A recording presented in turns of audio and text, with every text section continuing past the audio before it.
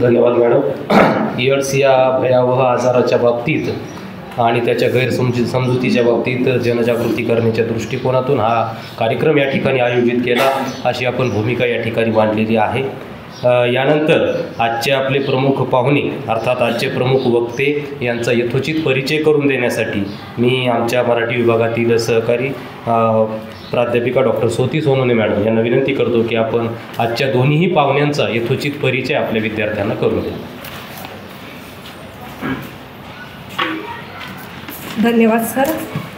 महात्मा गांधी विद्यामंदिर नाशिक संचलित कला व वाणिज्य महाविद्यालय येवला येथे आज राष्ट्रीय सेवा योजना व रेड रिबन क्लब आयोजित एड्स जागृती मोहीम या कार्यक्रमासाठी प्रमुख वक्ते म्हणून लाभलेले श्री देवेंद्र गोखणे सरांचे शिक्षण सामाजिक शास्त्र विषयामध्ये MA झालेले आहे. येवला जिल्हा रुग्णालयामध्ये ICTC विभागामध्ये गेली 11 वर्षापासून सर सेवा देत आहेत. सर HIV एड्स रक्त तपासणी, रुग्णांना मार्गदर्शन व समुपदेशन करत असतात. त्यासोबतच HIV एड्स विषयी जनजागृतीसाठी सर मार्गदर्शन करतात. यापूर्वीही अनेक वेळा आपल्या विद्यार्थ्यांना त्यांनी मार्गदर्शन केलेलं आहे. सामाजिक उपक्रमांची आवड असलेले मितभाषी व्यक्तिमत्वाचे धनी श्री गोखणे सर आपल्याला मार्गदर्शन करणार आहेच. तसेच आपल्याला दुसरे प्रमुख वक्ते लाभलेले निखिल सवंद्रे सरांनी चांदवड महाविद्यालयातून पदवीचे शिक्षण घेतलेले आहे. Sir Vihan care and support centre येथे 11 वर्षापासून कार्यरत आहेत. सरांनाही सामाजिक कार्याची आवड आहे. विविध कार्यक्रमांमधून सर मार्गदर्शन करत असतात. त्यांचा अधिकचा परिचय त्यांच्या मनोगतातून आपल्याला होईलच. मी त्यांचे पुनश्च एकदा मनपूर्वक शब्द सुमनांनी स्वागत करते. धन्यवाद. धन्यवाद मॅडम. यानंतर कुठलाही अधिकचा वेळ न घेता ज्या गोष्टीसाठी आपण एकत्रित आलेलो आहोत अर्थात एड्स जनजागृती मोहिमेअंतर्गत ज्यांचं विशेष व्याख्यान ऐकण्यासाठी आपण एकत्रित आलेलो आहोत ते माननीय श्री देवेंद्र गोखणे सर यांना विनंती करतो की आपण यथोचित विद्यार्थ्यांना मार्गदर्शन करा.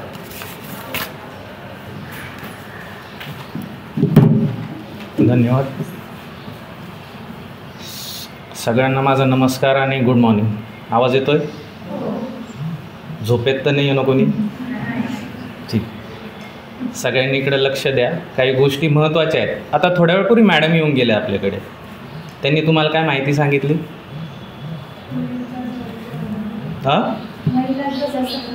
बरं, संरक्षणाबद्दल सांगितली. कळाली तुम्हाला ती व्यवस्थित? आता अजून एक प्रकारचं संरक्षण आपल्याला करायचं HIV एड्स आजारासंदर्भात. आपलं करायचं आहे, समाजाचं करायचं, आपल्या कुटुंबाचं करायचं. त्या संदर्भात आज मी तुमच्या भेटीला आलेलो आहे. तशी भेटगाठ होतच असते आमची, म्हणजे सरांची होत असते, तुमच्या आधीच्या विद्यार्थ्यांसोबतसुद्धा झालेली आहे. पण आज तुम्हाला भेटण्याचं एक प्रयोजन आहे की HIV एड्स आणि युवक फार महत्त्वाचा संबंध आहे. भारत हा कुठला देश आहे? तरुणांचा. सध्या तरुण आपल्याकडं सगळ्यात जास्त आहे. तरुणांची आपली जेवढी पॉप्युलेशन आहे 142 कोटी, त्याच्यात तरुण खूप आहे. एवढा तरुण कुठेही नाही या पृथ्वीवर. सध्याच्या घडीला जेवढे तरुण भारताकडे आहेत ही मॅनपॉवर आहे, वर्किंग फोर्स आहे, ती कुठेच नाही. ना जपानकडे ना रशियाकडे जे मोठे मोठे देश आहे आपल्याकडे, अमेरिकेसारखे, चायना, इवन चायनाकडे पण नाही. पण हा तरुण नेमका कोणत्या वेळेने जातो आहे त्याच्यासाठी आपण बघतोय आज. ठीक आहे. आत्ताचा जर विचार केला तर 18 ते 35 ही झाली तारुण्याची व्याख्या. 18 ते 35 हा वयोगट म्हणजे तरुण. पण हाच तरुण जास्त पॉझिटिव्ह येतो. ह्यात म्हणजे आपण असं म्हणतो ना, लहान मुलं कमी पॉझिटिव्ह येत आहेत, वृद्ध कमी येत आहेत, पण 18 ते 35 या वयोगटातील व्यक्ती जास्ती पॉझिटिव्ह येत आहेत, जास्तीत जास्त येत आहेत. त्याच्यामुळे आम्हाला तुमच्याकडे पोहोचावं लागतं आहे की तुम्हाला 2 गोष्टी सांगायच्या त्याच्यामुळे. आणि त्याच्यासाठी मला कॉलेजने बऱ्याच वेळा सहकार्य केलेले आहे. त्यांचे माझे संबंध पण चांगले. सगळ्या शिक्षकांनी आजवर म्हणजे HIV एड्स हा विषय लावून धरलेला आहे.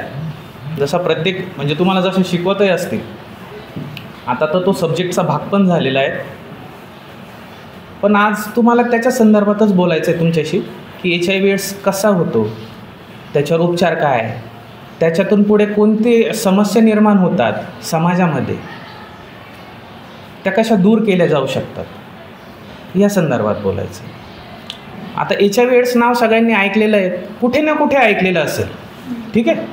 म्हणजे तुम्ही एक हिंदीवर ऐकलेलं असेल, एखादा यूट्यूबवर ऐकलेलं असेल, रील्समध्ये ऐकलेलं असेल, पेपरमध्ये ऐकलेलं असेल, किंवा निबंध पण आलेला असेल पुढे तुम्हाला मागे पुढे शाळेमध्ये HIV एड्स संदर्भात.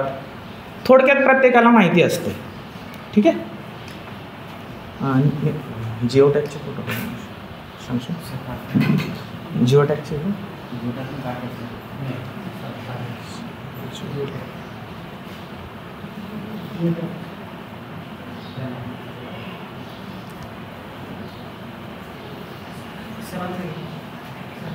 हा काय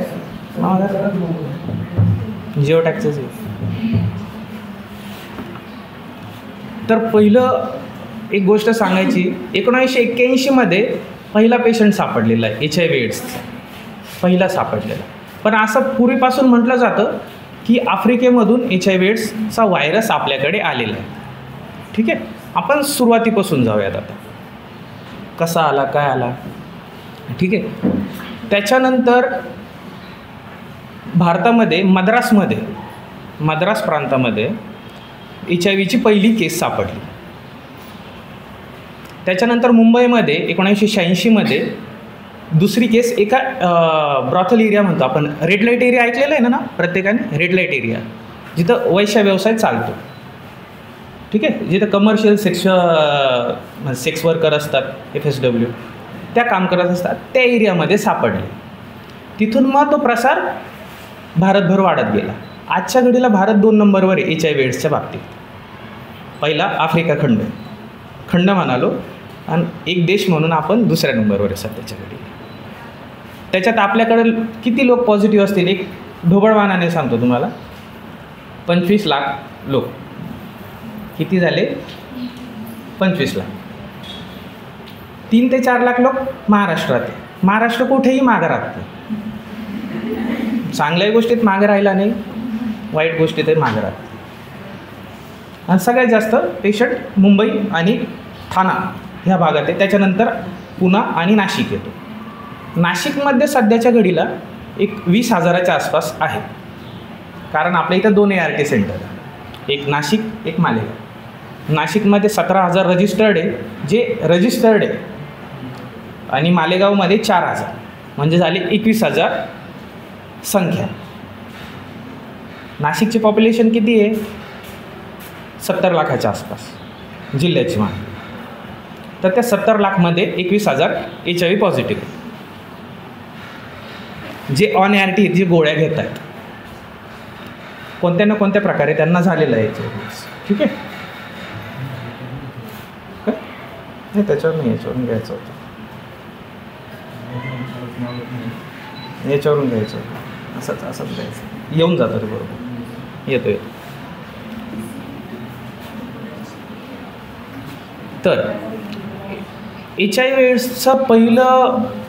HIV एड्स होण्यामागचं पहिलं कारण असं की असुरक्षित लैंगिक संबंध. आता मूळ मुद्द्याला साथ घालूयात आपण.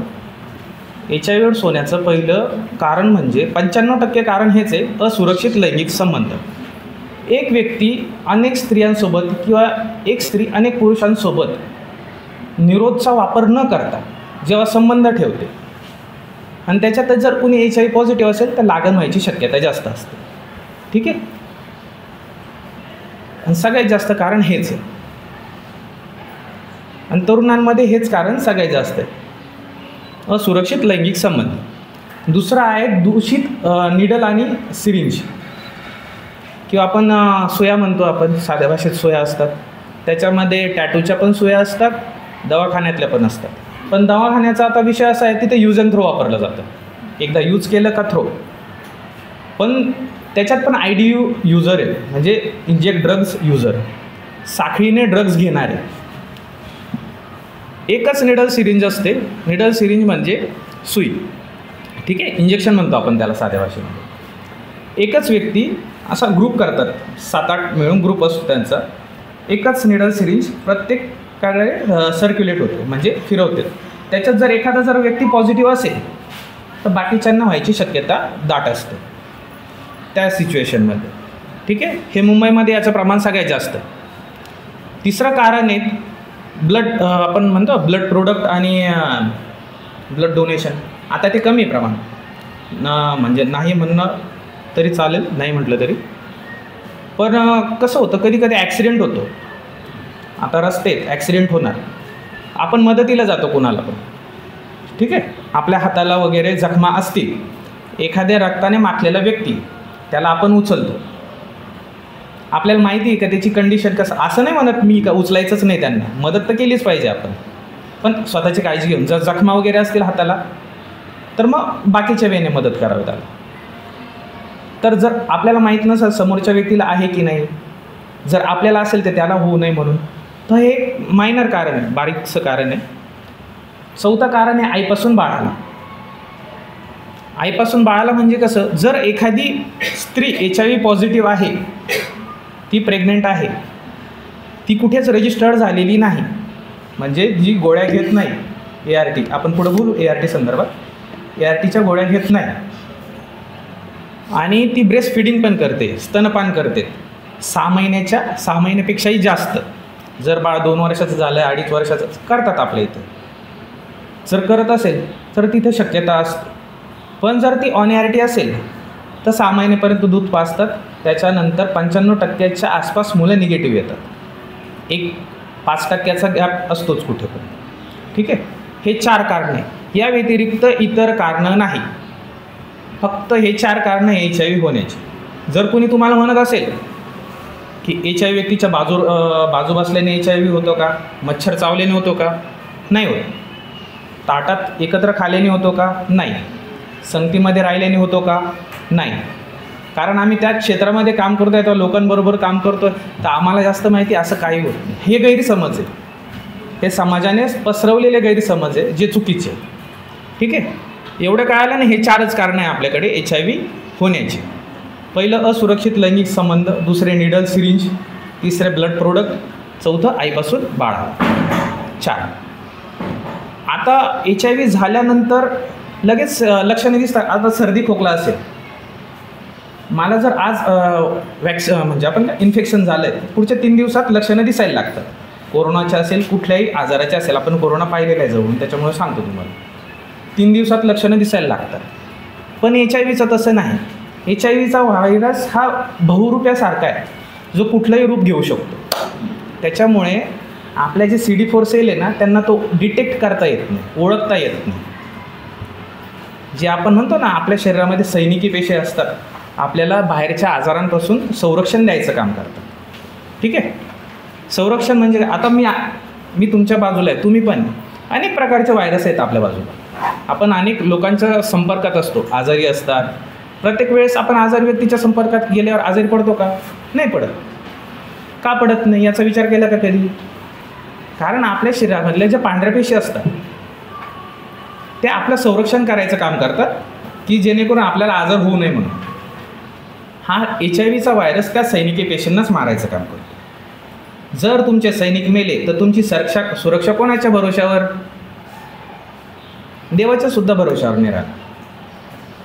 ठीक आहे, तर अशा वेळेस काय होतं, मग व्यक्तीला त्याला सिम्पटम्स दिसायला लागतात. सिम्पटम्स म्हणजे काय? लक्षणं. प्रत्येक आजाराचे काही ना काही लक्षणं असतात. त्याचा वेट लॉस होतो, जर औषधोपचार चालू नसेल तर सांगतो. त्याचा वेट लॉस होतो. वेट लॉस म्हणजे वजन कमी होतं. कसं होतं? 10 ते 12%, 15% ह्या हिशोबात कमी होतं. त्याच्यानंतर त्याला TB, नागिन नाव ऐकलेलं असेल तुम्ही, आजार आहे. सर्दी खोकला तापसारखा आजार असतो, जो कंटिन्युअस चालू असतो, तो थांबत नाही. आपण गोळ्या घेतल्या तरी 2-1 दिवस थांबेल, पुन्हा चालू होईल. लूज मोशन असतात. त्याच्यानंतर चक्कर वगैरे येणं, म्हणजे बॉडी म्हणजे आपण काय म्हणतो त्याला, एखाद्या व्यक्तीला तुझं वजन का कमी झालं, तू असं का बारीक झाल्यासारखं वाटतं, तसं. हे असे लक्षणं दिसू लागतात.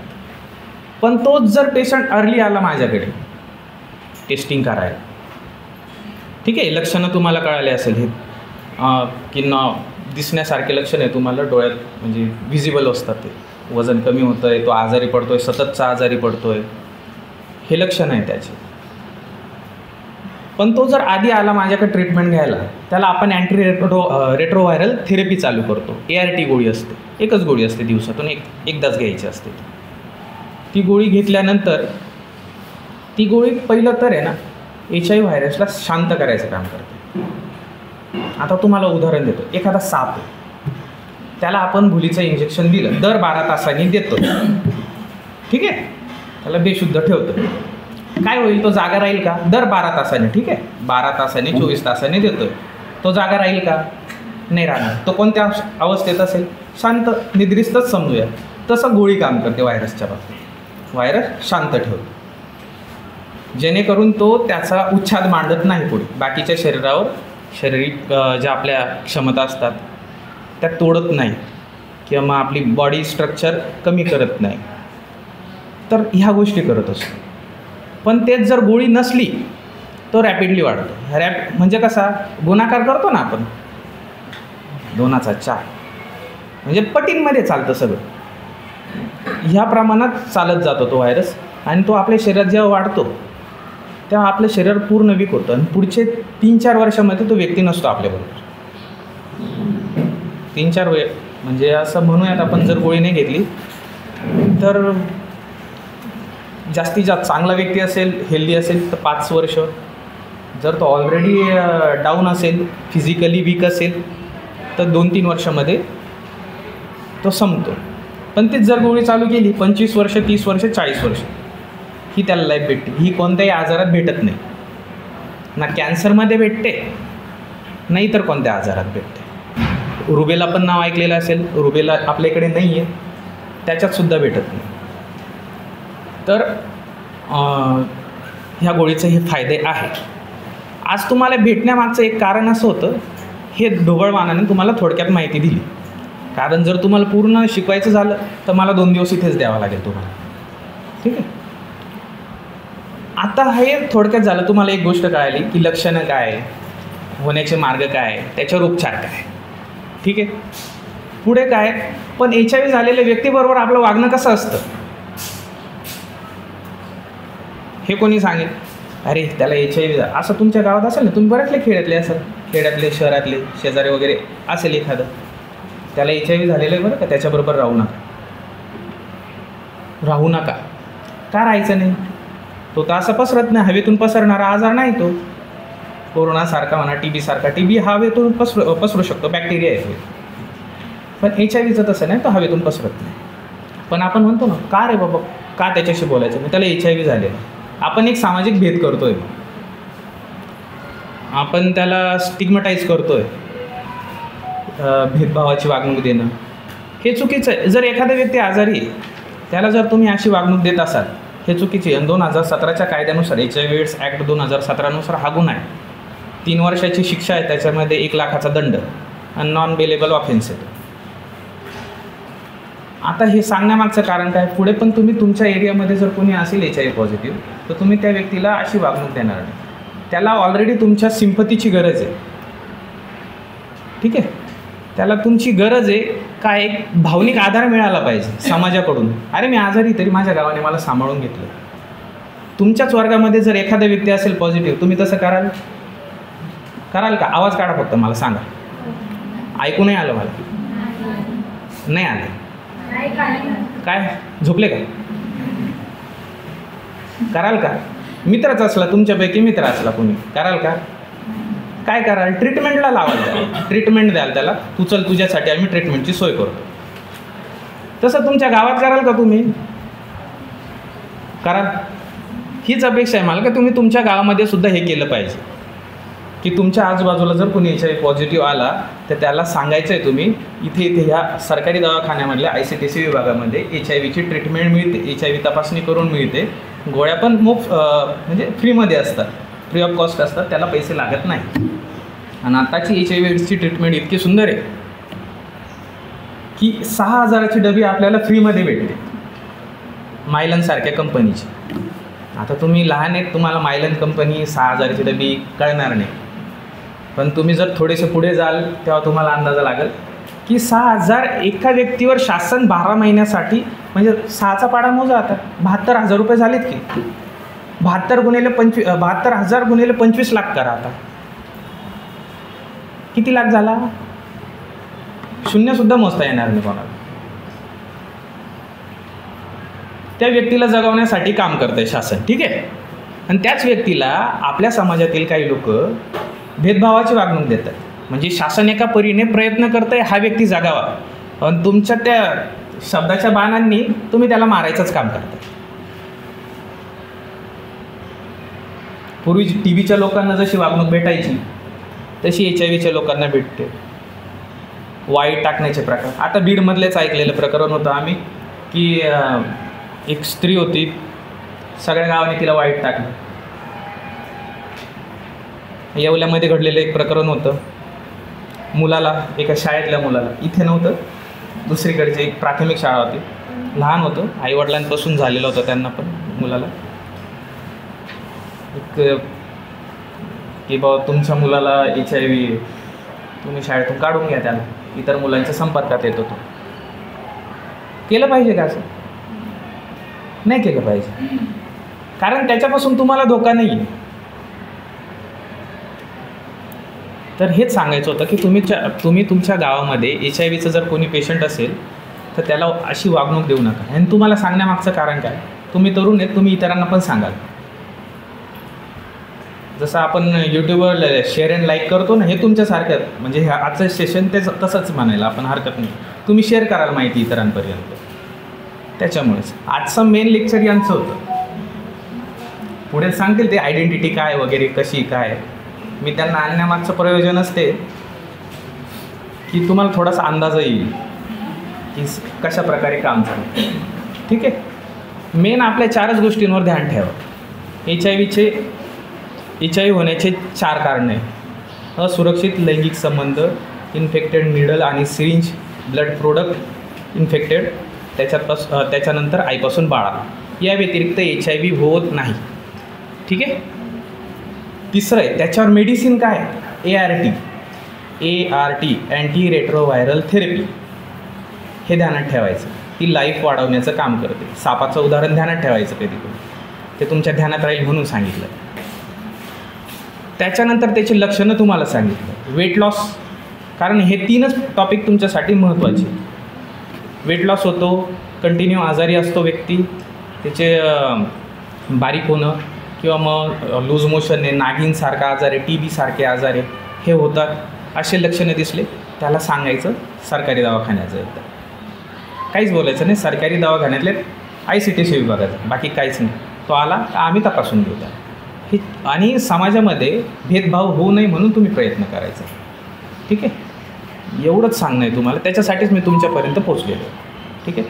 थोडासा आता यांना पण वेळ द्यावा लागेल कारण मी बराच वेळ घेतला तुमचा. सर ध्यानात राहिलं नाही या गोष्टी का विसरले काही?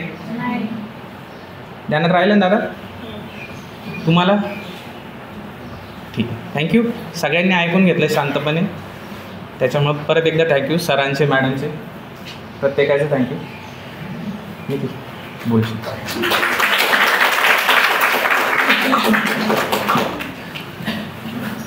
नमस्कार, माझं नाव निखिल सवंद्रे. सरांनी तर HIV बेसिक वगैरे सगळं सांगितलं. HIV सरांनी सगळं समजून सांगितलं. थोडं मी त्या सुधारणा करत थोडं सांगतो. सुधारणा म्हणण्यापेक्षा अजून थोडं हे सांगतो. HIV पॉझिटिव्ह माणूस कोणाला सांगतो का मला HIV झालेलं आहे? BP ज्याला BP येतो सांगतो संध्याकाळी माझी BPची गोळी चालू, मी संध्याकाळी जेवण झालं घेतो. शुगरवाला पण सांगतो मला शुगर आहे, मी गोळी घेतो. HIV का बरं नाही सांगत तुम्हाला? HIV पॉझिटिव्ह व्यक्ती कोणाच का सांगत आहे का मला HIV आहे किंवा मी HIVची गोळी घेतो आहे? का नाही सांगत? HIV सगळ्यांना माहिती आहे ना, HIV काहीच होत नाही, मग का सांगत नाही तो माणूस?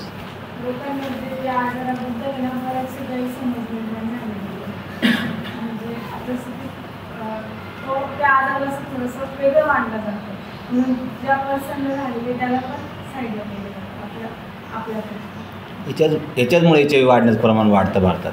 कारण की आपण त्या माणसाला त्रास देतो, तो माणूस त्याची गोपनीयता लपून ठेवतो, तो समाजात हे करणार. सगळ्या गोष्टी करणार ना तो समाजात, जेवणार उठणार बसणार सगळ्या गोष्टी त्याला समान नागरिकासारखं जर वागवलं तर तो समान राहील. त्याला असं जर तुम्ही त्याला त्रास दिला, तो खूप आजारी झाला. आता सरांनी HIV सांगितलं. HIV आणि एड्स हे 2 वेगवेगळे प्रकार आहेत. तुम्हाला माहिती आहे, HIV एड्स हा एक शब्द आहे, याच्यात HIV हा एक व्हायरस आहे आणि एड्स ही एक स्थिती आहे. HIV म्हणजे माणसाच्या बॉडीमध्ये तो व्हायरस गेलेला आहे आणि तो रोगप्रतिकार शक्ती कमी करण्याचं काम करतो आहे. जेव्हा तुमची हळूहळू रोगप्रतिकार शक्ती कमी होत जाईल, जेव्हा तुमची पूर्ण रोगप्रतिकार शक्ती कमी होईल, तेव्हा मग तुम्हाला बाकीचे आजार होत जातील. निमोनिया, नागिन, कावीळ, टायफॉईड, मलेरिया असे बरेचसे आजार एकाच टायमाला होतील. तुम्हाला जेवढे सगळे आजार एका टायमाला झाले तर कोणाची पण अवस्था काय राहणार आहे? तो पूर्ण बारीक होईल, त्याला जेवण जाणार नाही, तो अशक्त राहील, तो वीक राहील, तो एका जागेवर बसून राहील. त्याला म्हणतात एड्स. HIV ते एड्स हे प्रत्येकाच्या लाईफस्टाईलवर ते जे जाण्याचं कालांतर ठरलेलं आहे. एखाद्याला आता HIVचा व्हायरस गेला, तो पुढचे 25 वर्ष पण न गोळी खाता पण एड्सवरती जात नाही. आणि एखाद्याची रोगप्रतिकार शक्ती थोडी कमी असली तो 5 वर्षात पण मरतो. हा झाला HIV आणि एड्समधला फरक. तर आता HIV पॉझिटिव्ह झालेल्या माणसाला त्रास काय होता असेल, कधी अंदाज केला आहे? आता मी माझ्या एका मित्राचं उदाहरण देतो. ते जे ॲक्च्युली खूप लहान होता, तो मला चांगलं आठवतं. तेव्हा त्या वडिलांना HIV झालेला होता. त्या वडिलांना झाला, गावात तेव्हा प्रत्येकाची तपासणी केली जायची आणि तेव्हा खूप म्हणजे HIVला खूप हे होतं. HIV झालं, त्या घरी लोक पाणी पण पित नव्हते. तेव्हा त्या वडिलांचं डायग्नोज झालं का यांना HIV असा आजार झालेला. तेव्हा लोकांना HIV पण मानता येत नव्हता आणि एड्स याचा पण उच्चार होत नव्हता. लोक एडच म्हणायचे, याला एडच झालेला आहे. त्यामुळे त्यांना बाजूला ठेवण्यात आलं आणि तेव्हा ट्रीटमेंट नसल्यामुळे त्याचे वडील दगावले. त्यानंतर त्या मम्मीची टेस्टिंग करण्यात आली, त्या भावांची टेस्टिंग करण्यात आली, दोन्ही भावांची. ते 3 जण भाऊ टेस्टिंग करण्यात आली. ते पूर्ण फॅमिली पॉझिटिव्ह आले. ते मुलं लहान होते, त्यांची काय चुकी आहे? तरी त्यांना त्यांच्या शाळेमध्ये एक सेपरेट बँच राहायचा. त्यांना एका कोपऱ्यात बँच. त्यांना शाळेत जो भात भेटतो ना, खिचडी भात, ते शाळेतली प्लेट वेगळी नाही, त्यांनी घरून प्लेट आणायची. त्यांनी घरून प्लेट नाही आणली, त्याला शाळेतनं प्लेट नाही. मग शाळेतली असेल तर शाळेतली एक वेगळी प्लेट त्याला. इतकं म्हणजे त्यांना हे होतं. त्या समयात रात्रात त्यांना सार्वजनिक नळाला पाणी भरण्याची अथॉरिटी नाही. त्यांना कोणतरी भरून द्यायचं, त्यांच्या हांड्यात होतं, त्याच्यामध्ये ते घरी घेऊन जाणार. या त्रासाला कंटाळून त्यांच्या घरातल्या 2 जणांनी आत्महत्या केली. किती त्रास सहन करणार ना कोणी पण. नंतर त्याची आई आणि एकच भाऊ जिवंत राहिले. त्याने ते गाव सोडण्याचा प्रयत्न केला. पण आपला समाज असा आहे, प्रत्येक गावात आपले नातेवाईक आहे. त्यांनी जितके गाव बदलले तितकं त्यांना त्रास जास्त व्हायला लागला. तर तुम्ही पहिले त्या गावात होते, मग इथं का आले? मग इथं यांना रेशन द्यायचं नाही, इथं यांना कोणी कामाला बोलवायचं नाही. नवीन ठिकाणी नवीन त्रास. असं करत ते शिकत गाव बदलत शाळा चेंज करत शिकत राहिले. तो मुलगा मोठा झाला, तो आता व्यवस्थित आहे. त्यांनी जर त्या त्रासाला कंट्रोल आत्महत्या केली असती तर असाच त्रास अजून पण त्या लोकांना होतो आहे. अजून पण असाच स्टिग्मा लोक त्या लोकांसोबत करत आहे. याचे ते 4च कारणे. तो विद्यार्थी जर त्यांनी एकत्र बसवला असता, एकत्र त्याला भात खायला दिला असतं, काय झालं असतं? आज ते 2 जीव समाजात असते किंवा जिवंत असते. बरोबर आहे ना? तर मग आपण असं करणार का? आपल्या शाळेत कोणी आलं पॉझिटिव्ह किंवा आपल्याला माहीत झालं बाबा याला हा HIV पॉझिटिव्ह, तर आपण असं करणार का? त्याला बाजूला ठेवणार किंवा ते आपल्याला माहिती आहे म्हणून आपण आपल्या मैत्रिणी सांगतो त्याला असाच प्रॉब्लेम आहे, त्यासोबत बोलू नको, करणार का असं? बरं, आता तो जो एक मुलगा होता त्यांनी पुढे काय केलं असेल? कोणाला आयडिया?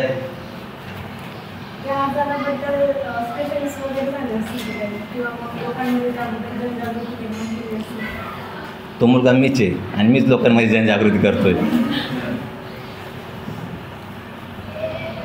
स्पेशली हे सांगण्यामागचं कारण असं आहे का लोकांना फक्त HIV सांगताय का HIV असं होतं, HIV असं होतं. जेव्हा HIV पॉझिटिव्ह माणूस जे स्वतः सांगतो ना त्याचा अनुभव, तेव्हा लोकांना कळतं की HIV काय होतं, माणूस काय सहन करतो. मला 1991 पासून HIV, माझं रनिंग आज 32 आहे. माझ्याकडे बघून कोणी म्हणून तुम्हाला एच आय व्ही असेल.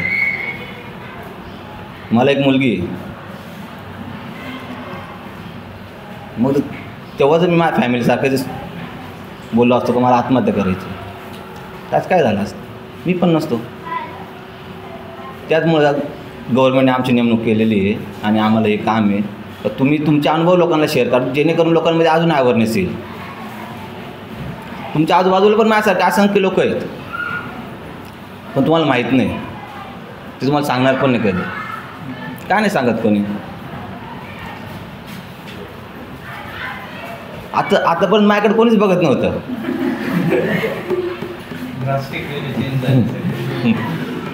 आता सगळे बघायला लागलेत. याच्यासाठी आणि एच आय व्ही पॉझिटिव्ह आहे हे कोणालाही रक्ताची टेस्ट केल्याशिवाय गृहीत धरू नका. एखादं खूपच बारीक आहे, एखाद्याचं खूपच वजन कमी आहे म्हणून त्याला एच आय व्ही असेल असं पण नाही होत. एखाद्याचं बॉडी स्ट्रक्चर तसं असू शकतं. त्यामुळे जेव्हा रक्ताची टेस्ट होईल, जेव्हा त्याचा रिपोर्ट कन्फर्म होईल, तेव्हा त्याला एच आय व्ही हेच गृहीत धरा. बस.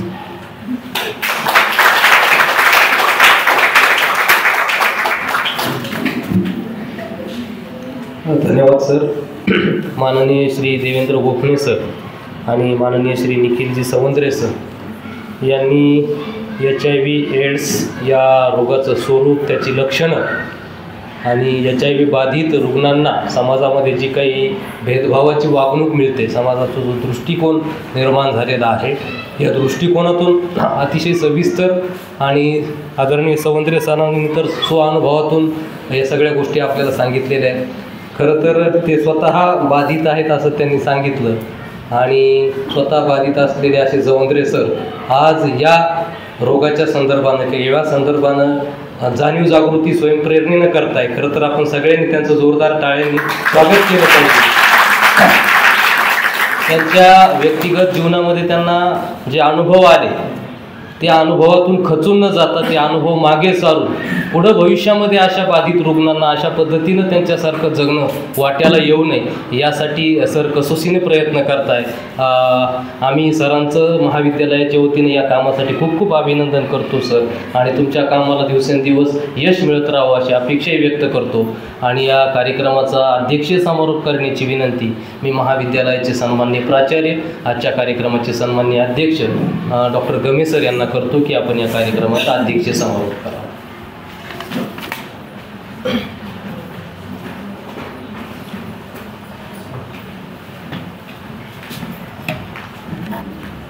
धन्यवाद सर. आज आपण आपल्या महाविद्यालयामध्ये एड्स जनजागृतीविषयी व्याख्यानाचं आयोजन केलेलं आहे. यासाठी उपस्थित माझे सन्मित्र आदरणीय देवेंद्र गोखणे सर, सवंद्रे सर आणि या कार्यक्रमाचं अतिशय नेटकेपणाने आयोजन केलं ते राष्ट्रीय सेवा योजना विभागाचे प्रमुख प्राध्यापक आणि आपले शैक्षणिक पर्यवेक्षक चौधरी सर, आदरणीय शिंदे मॅडम, सर्व प्राध्यापक आणि समोर उपस्थित विद्यार्थी आणि विद्यार्थिनींनो. आता खरं तर हा अतिशय गंभीर विषयावरती आज आपण चर्चा करतो आहोत. नवीन पिढीला या आजाराविषयी माहिती असावी या अनुषंगाने दोघेही वक्त्यांनी अतिशय चांगली उदाहरणं देऊन काही स्वानुभवांतूनही काही गोष्टी सांगितलेल्या आहे.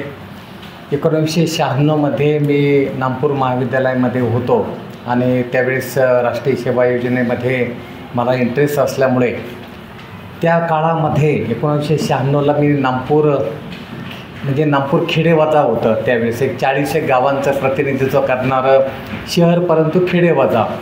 तिथे मी एक 4-5 डॉक्टरांना बोलून त्या काळामध्ये रॅली काढली होती आणि त्या रॅलीची दखल सावित्रीबाई फुले पुणे विद्यापीठाच्या त्यावेळच्या सगळ्या अधिकाऱ्यांनी घेतली होती आणि त्यानंतर संपूर्ण विद्यापीठाच्या अखत्यारीमध्ये सगळ्या महाविद्यालयांमध्ये तो प्रोग्राम निश्चित केला होता. म्हणजे आपण एखादं कार्य जर नेटकेपणाने सुरू केलं तर त्याची दखल थेट विद्यापीठापर्यंत घेतली जाते. कारण असं होतं की विद्यापीठाचं एक सर्क्युलर होतं की अशा पद्धतीने असा आजार आहे आणि त्या आजाराविषयी जनजागृती करण्यासाठी तुम्ही प्रोग्राम ठेवा. त्या अनुषंगाने मी मालेगाववरनं डॉक्टर शहा यांना पाचारण केलेलं होतं. त्यानंतर तिथे एक CN पाटील म्हणून डॉक्टर होते, एक जोशी म्हणून होते, असे 5-6 डॉक्टरांचं आम्ही व्याख्यान आयोजित केलं होतं. त्या काळामध्ये या आजाराविषयी फारशी माहिती मुलांपर्यंत नव्हती आणि मग मुलांना आणि मुलींना मी सांगितलं की तुम्हाला जे जे काही भीती वाटते, ज्या ज्या शंका आहे, कारण या आजाराविषयी स्पष्ट बोलायला सुद्धा कोणी तयार नव्हतं. मी 1996 सालची गोष्ट सांगतो आहे. आणि मग सर आम्ही मुलांना अशा चिठ्ठ्या वाटल्या आणि मग कुणी शिंकलं तर हा आजार होतो का, कुणाला खोकला आलं तर हा आजार होतो का, किंवा आपण टॉवेल एकच वापरला घरातल्या कुटुंबाने तर हा आजार होतो का, किंवा आपण बसच्या बाकावरती आपल्या शेजारी HIV बाधित व्यक्ती बसले तर आपल्याला आजार होतो का, किंवा बघा की आपण सेविंग करायला जातो, दाढी करायला जातो, त्यावेळेस जर ब्लेड नवीन वापरलं नाही तर मग हा आजार होतो का. असे सगळे प्रश्न घेऊन त्या मुलांनी, म्हणजे आमच्याकडे 100-150 प्रश्न आले सर. आम्ही ते सगळे एकत्रित केले आणि विद्यापीठाला पाठवले. आणि मग विद्यापीठाने राष्ट्रीय सेवा योजनेच्या अंतर्गत तो कार्यक्रम सुरू केला की विद्यार्थ्यांना हे असं जनजागृती तुम्ही केली पाहिजे. आता बघा की 2006 साली माझा ॲक्सिडेंट झाला आणि त्या काळामध्ये मी ॲडमिट होतो.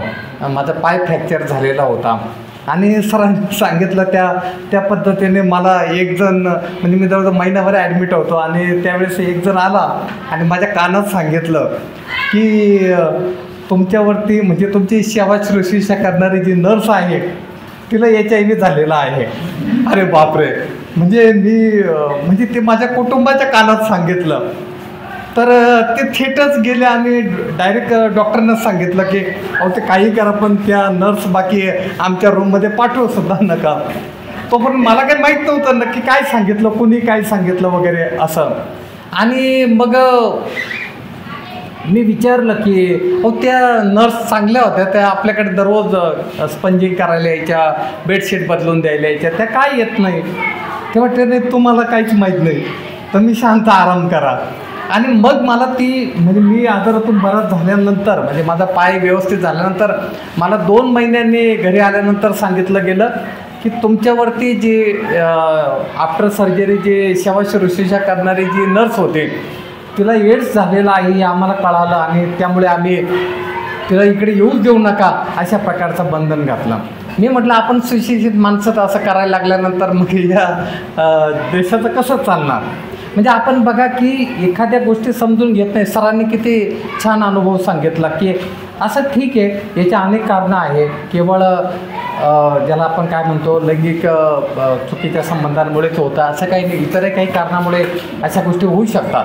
परंतु रक्त देताना घेताना किंवा तुम्ही समजा एखादा बाधित कोणीतरी HIV बाधित त्याने सेविंग केले, ब्लेडला ते रक्त लागलं आणि आपल्याही चेहऱ्याला किंवा गालावरती कापलं गेलं, त्या रक्ताचा संपर्क आला तर असं काही होऊ शकतं.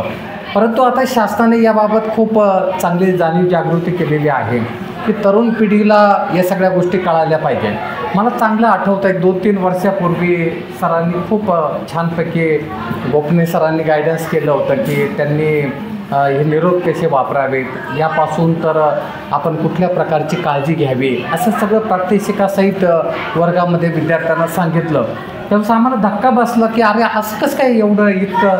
काही विद्यार्थी म्हणाले की ते सरांनी तर डायरेक्ट आम्हाला असं सांगितलं. अरे म्हटलं हे वाईट नाही आहे, आपल्याला पुढे जे काही धोके दिसतात त्या धोक्यामधून सावरण्यासाठी सरांनी आपल्याला जागृत केलेलं आहे. त्यामुळे आजचं व्याख्यान आपल्या विद्यार्थ्यांसाठी खूप महत्त्वाचं आहे की विद्यार्थ्यांना या सगळ्या गोष्टी माहिती असल्या पाहिजे. आणि आज एक गोष्ट तुम्हाला म्हणजे 21,000 एकट्या नाशिक जिल्ह्यामध्ये, मी तर अवाक झालो, 21,000 पेशंट या आजाराने नाशिक जिल्ह्यामध्ये आहे. म्हणजे आपल्या जवळ आसपाससुद्धा बरेच पेशंट असतील, पण शासन जे या पेशंटवरती खर्च करत आहे, त्यांना पुन्हा एकदा नवीन जीवदान देत आहे, ती किती महत्त्वाची गोष्ट आहे. एक टॅबलेट जर तुम्ही घेत राहिलं तर तुम्ही या आजारापासून एकदम मुक्त होत नाही, परंतु तुमचं आयुष्य मात्र चांगलं वाढू शकतं. त्यामुळे आपण सगळ्यांनी हा आजार समजून घेतला, सगळ्यांनी काळजी घ्यायची आहे. आणि आपलं जीवन हे दुर्मिळ आहे, म्हणून आपल्या असं म्हटलं जातं की या जगण्यावरती, या जीवनावरती आपण शतदा प्रेम करतो आणि म्हणून आपण सगळ्यांनी जागृत असलं पाहिजे. आजचं आपलं हे व्याख्यान यासाठीच आहे की सगळ्या विद्यार्थ्यांनी या आजाराविषयी सगळी माहिती घेतलेली आहे. आपण सगळेजणांनी जाणीवपूर्वक या सगळ्या गोष्टी व्यवस्थित समजून घ्यायच्या आहे. आणि मग मी गोपने सरांकडे गेल्यानंतर मी एकदा त्यांना असा बालिश प्रश्न विचारला होता की ज्यांना हे आजार झालेले आहेत त्यांची नावं तुम्हाला माहीत नाही का? ते म्हटले माहिती आहे पण ते सांगितले जात नाही. बरोबर आहे ना सर? मला असंच उत्तर दिलं होतं. कारण मी एकदा त्यांच्या केबिनमध्ये गेलो तेव्हा त्यांना सहज विचारलं एवढ्यामध्ये किती पेशंट आहे. त्यांनी आकडा सांगितला. म्हटलं काय मला कोण आहे? आता आपले बालीच प्रश्न असतात. ते म्हटले ही माहिती आपल्याला सांगता येत नाही कारण सरांनी सांगितलं तसं त्याच्या कुटुंबावरती परिणाम होतो किंवा त्यांच्या समाजाकडे त्यांच्याकडे पाहण्याचा दृष्टिकोन बदलतो.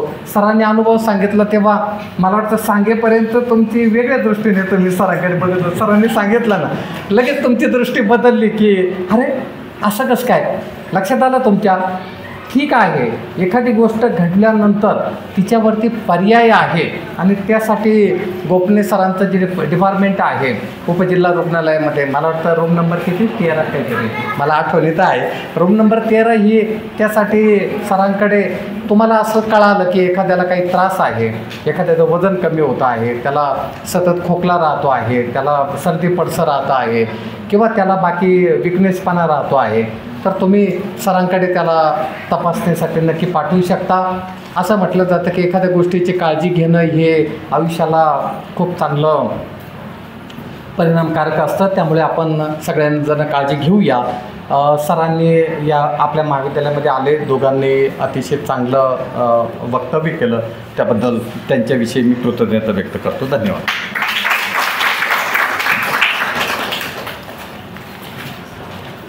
धन्यवाद सर. एका चांगल्या उपक्रमाचं आयोजन आपल्या मार्गदर्शनाने आपल्या सहकार्याने या ठिकाणी संपन्न झालेला आहे. हा उपक्रम ज्यांनी खऱ्या अर्थानं यशस्वी केला, या उपक्रमाचे खऱ्या अर्थानं प्रणेते असलेले राष्ट्रीय सेवा योजना विभागाचे प्रमुख आदरणीय प्राध्यापक कैलास चौधरी सर यांना विनंती करतो की आपण या कार्यक्रमाचा औपचारिक भाग अर्थात आभार व्यक्त करावे.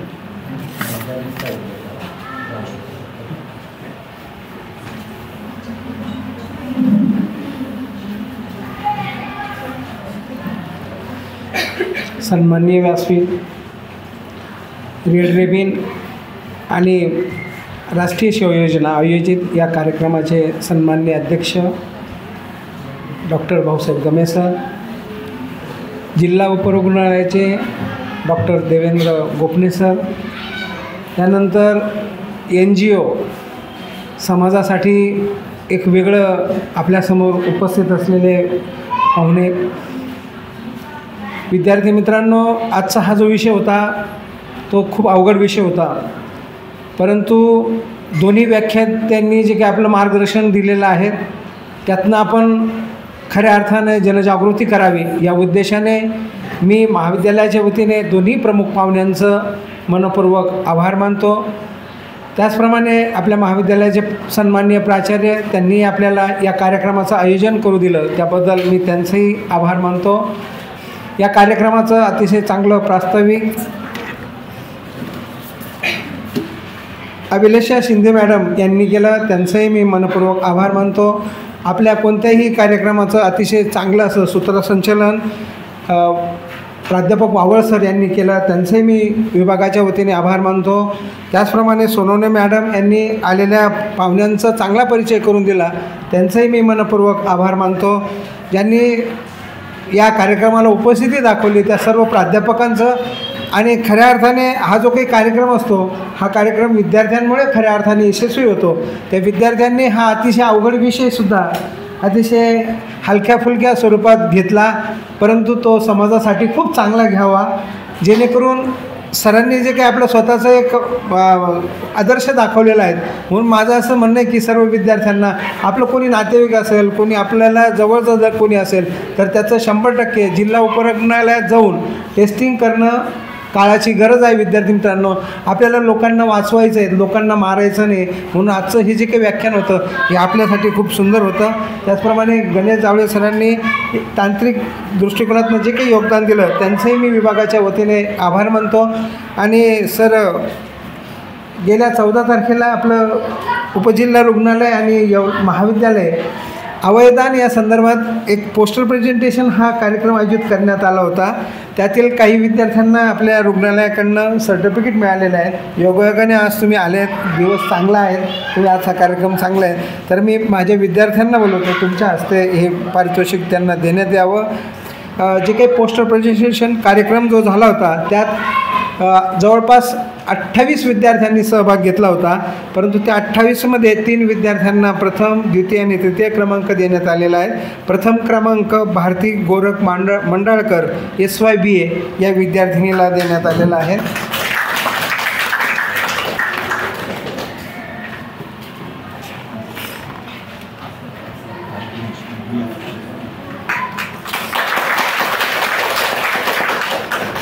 त्यानंतर दुसऱ्या क्रमांकाचं जे पारितोषिक आहेत अश्विनी वाळुंज SYBA.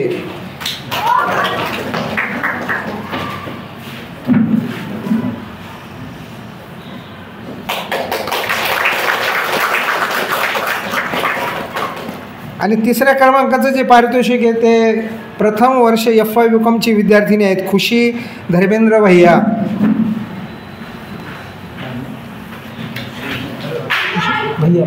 भैया ती पहिलंच वर्ष होतं तरी तुम्ही सहभाग घेतला. सर्व महाविद्यालयाच्या वतीने ह्या तिन्ही विद्यार्थिनींचं हार्दिक अभिनंदन आणि आजचा हा कार्यक्रम संपन्न झाला असं घोषित करतो.